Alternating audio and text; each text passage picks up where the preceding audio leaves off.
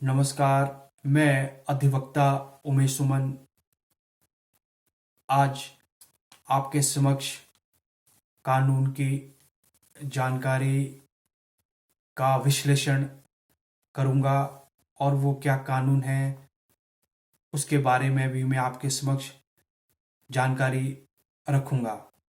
और जो ये जानकारी मैं आपके समक्ष रखूंगा ये हमारे देश में लैंडमार्क केस रहा और ये बहुत सालों से कोर्ट कचहरी में पेंडिंग रहने के बाद 9 नवंबर 2019 को सुप्रीम कोर्ट के द्वारा इसमें फैसला सुनाया गया। और ये जो फैसला था ये फैसला Ranjan Gogoi chief justice of India के द्वारा सुनाया गया। और इस फैसले को सुनाने के साथ इस फैसले में एक विरोधाभास के साथ साथ कम्युनल हार्मनी को भी इस्टेब्लिशमेंट किया गया। और इस फैसले के साथ साथ हिंदू मुस्लिम में भी एक एकता अखंड था और एक पॉजिटिव दृष्टि के लिए भी काम किया गया। और साथ में ये जो फैसला सुनाया गया इसमें 5 जजेस शामिल थे और उनकी अध्यक्षता में ये फैसला सुनाया गया। और ये जो केस है इस केस का नाम क्या है? अयोध्या डिस्प्यूट। ये केस अयोध्या डिस्प्यूट के नाम से प्रचलित हुआ। और ये केस किस तरह से ओरिजिनेट कैसे हुआ ये केस, इसके बारे में मैं कुछ आपको जानकारी देना चाहूँगा। ये केस क्या होता है कि भी 6 दिसंबर 1992 को एक पॉलिटिकल रैली ऑर्गेनाइज होती है अयोध्या में and which was organised by the BJP government at that time. ये जब रैली ऑर्गेनाइज्ड होती है तो उसके बाद ये जो रैली है that is converted into a right. ये रैली राइट्स में कन्वर्ट हो जाती है। राइट्स में कन्वर्ट होने के बाद और साथ में वहां पर बाबरी मस्जिद का स्ट्रक्चर भी था और मॉब वहां से निकल के मस्जिद को तोड़ देता है और मस्जिद को तोड़ने के साथ वहां राम जन्मभूमि को स्थापित करने के लिए कोशिश करता है। और उसके बाद ये इंसिडेंट वहां शुरू होता है। और ये this is the originating of this case. how was this case originated, what was the pros and cause and what was happened at that time. Mob, so many people died when the violence और साथ में there was a violence, there was a arsenal, there was a conflict creating between the communities at that time. और फिर what happened, Allahabad high court में क्या होता है, title के डिस्प्यूट के लिए इलाहाबाद हाई कोर्ट के लिए कचहरी में जाया जाता है, उसकी पैरवी की जाती है इलाहाबाद हाई कोर्ट में टाइटल एस्टेब्लिश करने के लिए। और ये जब टाइटल एस्टेब्लिश होता है उसमें क्या होता है, टाइटल एस्टेब्लिश होने के बाद इसमें टाइटल को मजबूत करने के लिए क्या होता है, 1950 में गोपाल सिंह के द्वारा भी एक इलाहाबाद हाई कोर्ट में पिटीशन फाइल की जाती है।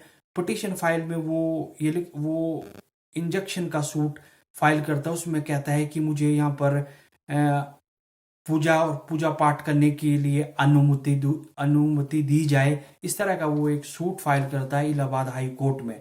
और उसके तुरंत बाद क्या होता है कि similar suit was filed shortly, but वो सूट जैसे फाइल्ड होता है उसके उपरांत उसको विड्रॉल भी उसका ले लिया जाता है।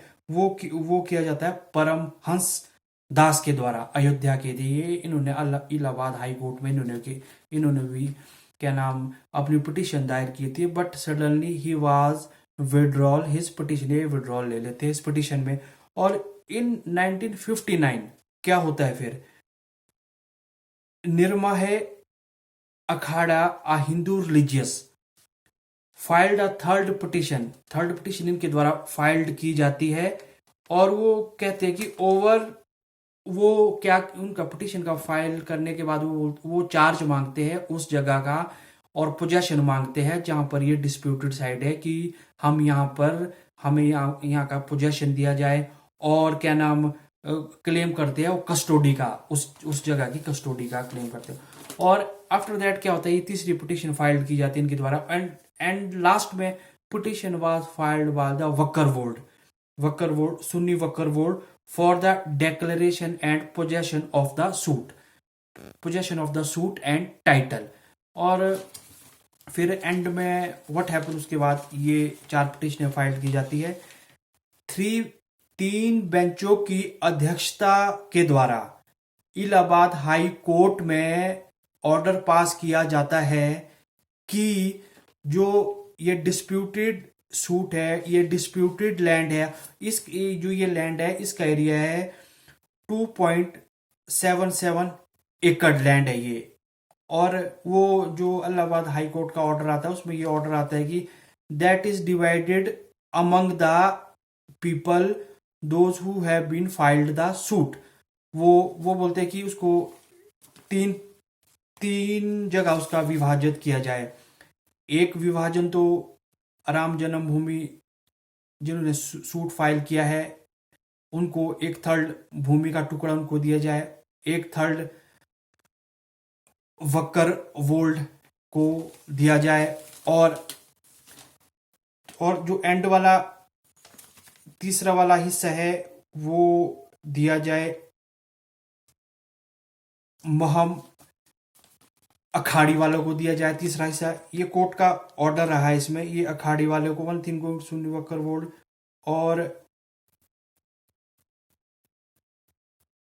निर्मह अखाड़े वालों को भी 1/3 हिस्सा दिया जाए। ये ऑर्डर कोर्ट का था, but this order is challenged and फिर कि ये केस चला जाता है सुप्रीम कोर्ट में, और सुप्रीम कोर्ट में ऑर्डर फिर पास होता है। सुप्रीम कोर्ट के ऑर्डर जब ये पास होता है उसके बाद अपील फाइल की जाती है। अपील फाइल होने के बाद इसमें सुप्रीम कोर्ट का डायरेक्शन आता है गवर्नमेंट के लिए कि भी राम जन्मभूमि जहाँ स्थान है जो उसका ओरिजिनेटर है वो गवर्नमेंट कोर्ट ऑर्डर करता है कि गवर्नमेंट वो लैंड क्या नाम राम जन्मभूमि के जो ओरिजिनेटर है उनको वो लैंड दी जाए, वो 2.77 हेक्टेयर लैंड उनको दी जाए। और साथ में ऑर्डर में ये लिखा जाता है कि भाई 5 एकड़ लैंड दी जाए वक्कर मुस्लिम सुन्नी बोर्ड को, और मुस्लिम वक्कर सुन्नी बोर्ड को दी जाए क्योंकि वो भी अयोध्या के अंदर 5 एकड़ में मस्जिद की इस्टेब्लिश करे, और मस्जिद की इस्टेब्लिश करने के साथ साथ देश में कम्युनल हार्मनी बनी रहे, कम्युनल डिसहार्मनी इस्टेब्लिश बिल्कुल भी ना हो। और ये इसमें ऑर्डर पास करते हैं chief justice of India Ranjan Gogoi, और ये केस शुरू होता है। केस 6 अगस्त से लेकर 9 नवंबर तक इसमें सुनवाई होती रहती है, और अल्टीमेटली 9 नवंबर 2009 को इसमें फैसला सुनाया जाता है। ये 26 जनवरी तक ये सुनवाई होती रहती है 6 अगस्त से, और इसमें हर तरह के पहलू, तथ्य, आर्कियोलॉजी एविडेंस, साथ में पीपल्स के एविडेंस और आर्कियोलॉजिस्ट सर्वे, आर्कियोलॉजिस्ट को खुदाई से निकले हुए चीज़ों को देखकर, और इस तरह से इसमें तथ्य को एस्टेब्लिश करने के बाद ये ऑर्डर पास होता है।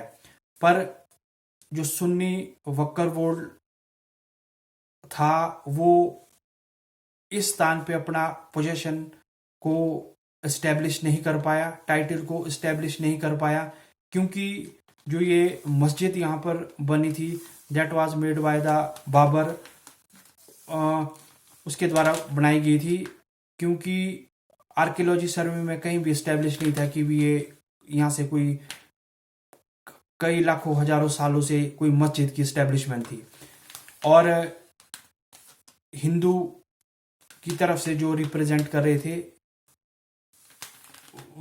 क्या नाम मोहनदास अखाड़ी खाड़ा, वो भी इस्टेब्लिश कर पाए कि भी यहाँ पर हिंदुओं का मंदिर था बहुत पहले से।